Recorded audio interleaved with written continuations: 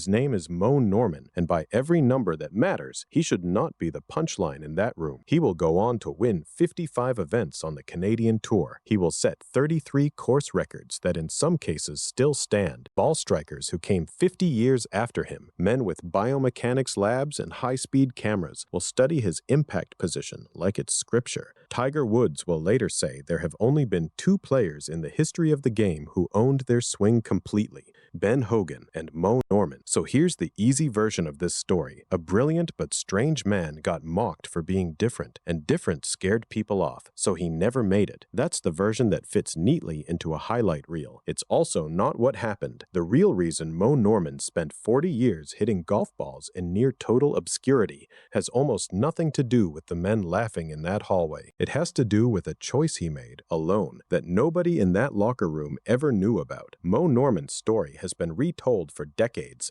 and a few details have blurred into legend. The major events are well documented, but some smaller scenes survive mostly through recollection. Here's the question this video actually answers. How does a man with, by consensus, the single most repeatable golf swing anyone has ever measured, a man who could hit a 2-iron dead straight for 240 yards 20 times in a row on command, end up decades later broke, sleeping in the back of his own car in a parking lot in Florida? That's not a story about talent. Talent was never the variable. Something else broke. To understand what it was, you have to go back to a small city in Ontario, decades before that hallway, before the 55 wins, before anyone had ever heard the name Moe Norman. He grew up in Kitchener, Ontario, the kind of town where winter owns half the calendar, and a golf course is only a golf course for about 6 good months of the year. As a teenager, he found the game almost by accident, and something about it locked into him immediately. Not the social part, not the clubhouse, but the pure mechanical puzzle of it. Where does the ball go if I do exactly this? He started hitting balls obsessively for hours that stretched into whole afternoons, then whole days, and because nobody was teaching him the correct way,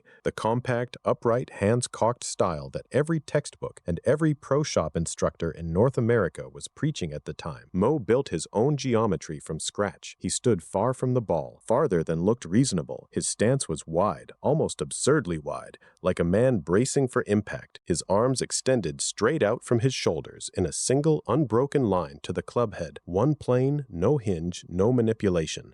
Every instructor who saw it told him it was wrong, and every ball he hit went exactly where he told it to go. Picture him now on an empty driving range outside Kitchener, the light going orange and low, almost nobody else there. That image is going to matter later, so hold on to it. Just Moe, a shag bag of range balls, and that repeating metronomic sound. Club, ball, that didn't stop when the light started to fail, that kept going until he genuinely couldn't see the ball land anymore. He wasn't practicing to get better in any conventional sense. He'd already found something that worked. He was practicing because the repetition itself was the reward. People who played with him in those years described a kind of trance. He'd play a full round in under 2 hours, walking briskly between shots, rarely speaking, occasionally narrating his own ball flight to himself in a running murmur. Understand how rare what he built actually was. Golf, at the level Moe was playing it, is a sport of managed misses. Even the greatest ball strikers in history are optimizing for a tighter dispersion pattern, not eliminating the miss entirely. Moe Norman, by the account of nearly everyone who played beside him,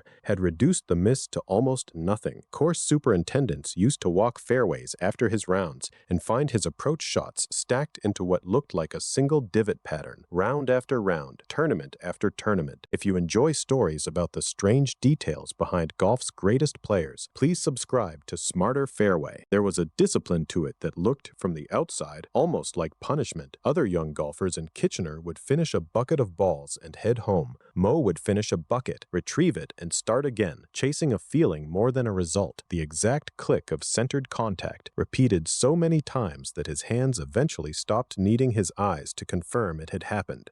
Club pros who watched him as a teenager remember him talking through his own shots under his breath, almost like he was coaching a second version of himself standing just outside his body. It unsettled some of them. It also meant that by the time he was in his early 20s, he had built something no formal instruction could have given him: total, unthinking trust in his own hands. By the mid-1950s, he was untouchable on his home turf. He started stacking up Canadian Tour titles the way other golfers stack up top tens, casually, repeatedly, without much drama attached to any single one. 55 wins over the course of his career, a number that dwarfs almost every other player who's ever teed it up north of the border. 33 course records fell to him, some by margins that looked like typos. He'd play an exhibition round and shoot a number that made tour pros in the gallery go quiet. Word started to travel the way it did before the internet, slowly, through other players, through club pros who'd seen him and couldn't stop talking about it. And that word eventually reached the one place that actually mattered if you wanted to be considered among the best golfers alive: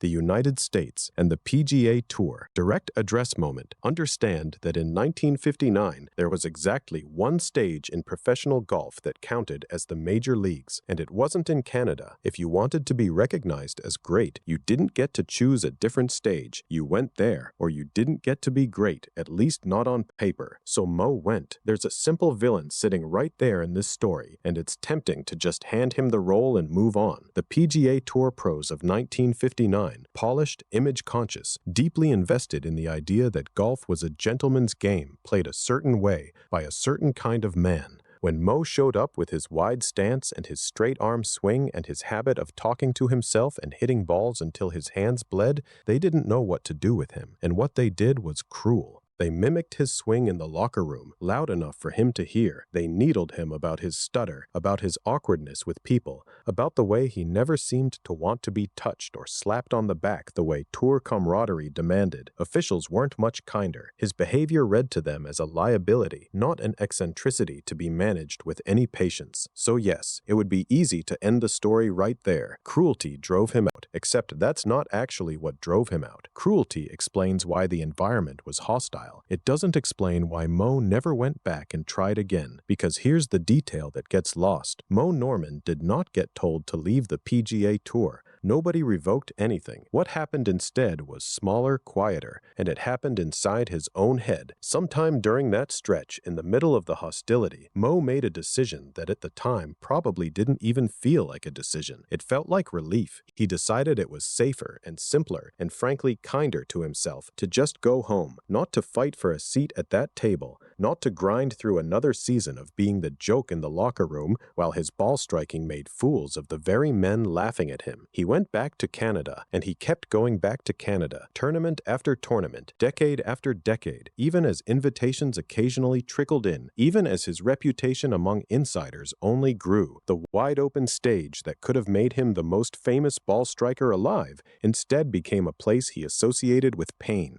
and he simply opted out. That unremarkable private choice, repeated quietly for 30 years, is the actual hinge this whole story turns on. Not one cruel afternoon in a locker room, a man deciding over and over that obscurity hurt less than exposure, and because it was a decision made privately and remade privately, there was no single dramatic exit for anyone to point to later. No press conference, no public falling out, nothing a reporter could have written up at the time, just a man quietly not showing up to the tournaments that would have kept him in the American spotlight year after year until not showing up became the whole shape of his career. So picture that driving range again, except now it's not Kitchener in his 20s, golden light, a young man building a swing nobody had seen before. Now it's decades later, different range, different country, Florida mostly, where he drifted in his later years, chasing warm weather and small exhibition money. Same sound, club, ball, except now almost nobody's watching, and when someone is, it's often for the wrong reason. Curious about the strange, brilliant man who used to be somebody, who still hits balls like a machine, who now sleeps some nights in the back seat of his own car because a hotel room is one more expense he can't justify. The contrast is the whole point, so I won't spell it out further than that. Same swing, same sound, a completely different life around it. Players who ran into him during those years described someone who never once complained about the gap between what he'd built with his hands and what he'd been given in return. He'd show up at a club, hit balls in a way that made touring pros stop their own practice to watch, take whatever small appearance fee or wait wager money was on offer, and move on to the next town. He gave away golf clubs to strangers who admired his swing. He gave away prize money almost as fast as he won it, sometimes to people he'd just met that afternoon. It wasn't recklessness. It read, to the people who knew him best, like a man who had simply decided that money and comfort were never going to be the point of any of this, that the only thing he actually needed was the next ball, the next swing, the next quiet confirmation that his hands still knew exactly what to do. There's a moment in the 70s that looks, on the surface, like the comeback. A handful of pros who'd seen him hit balls up close, quietly, almost as an inside secret among players, started talking about him publicly, and it forces you to go back and look again at that locker room in 1959, because it turns out not everyone in that room was laughing. There were players who watched Moe Norman hit a golf ball and understood, even then,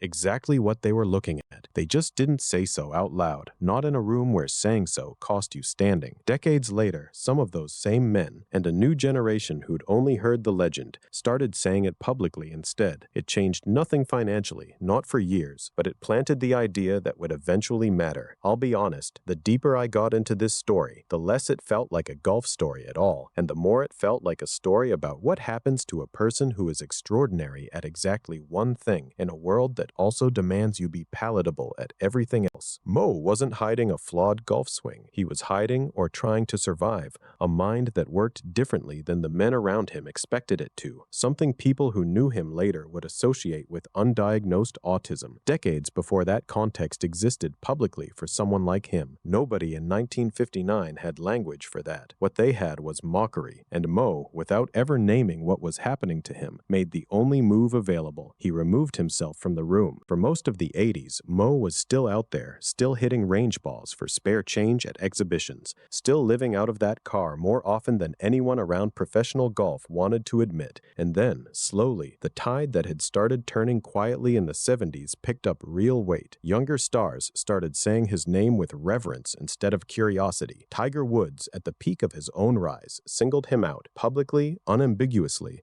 as one of the two purest ball strikers who had ever lived. That kind of endorsement from that particular voice doesn't get ignored. In 1995, Titleist stepped in and did something almost unheard of in professional golf. They granted Moe Norman a lifetime stipend, $5,000 a month, not for endorsing a product in any traditional sense, but essentially in recognition of what he represented. The game played about as purely as it's ever been played by anyone. So here's the answer to the question this video opened with. How does the man with the most repeatable swing in golf history end up sleeping in a parking lot for decades? Not because he failed, not because the game rejected his ability. Nobody who ever watched him hit a golf ball rejected his ability. It's because somewhere in a hotel hallway in 1959, a young man who didn't fit the room decided the safest place for him was as far from that room as possible, and he kept making that same decision for 30 years, long after the world around him had quietly started to change its mind. The tragedy was never that Moe Norman wasn't good enough. It's that being good enough was never the thing standing between him and the stage he deserved. Go back to that hallway one more time. The laughter, the mimicked swing, the young man on the other side of a door who could already, at that moment, hit a golf ball better than almost anyone who'd ever lived, and who chose, that day, to walk away instead of through. He'd spend the rest of his life being right about the golf and wrong, or at least unlucky, about almost everything that surrounded it. He passed away in 2004, and by then the game had mostly caught up to what a handful of players had known since the 50s. That swing wasn't strange. It was just decades ahead of what anyone was ready to accept. If there's a version of you that's ever been told you're doing something the wrong way, simply because it doesn't look like everyone else's way, this is the story that should make you pause before you change it just to make the room comfortable. That's the kind of story this channel exists to tell, and if that's the kind of story you come here for, there's another one waiting next, about a man whose genius broke him in the opposite direction by giving him everything the room wanted all at once.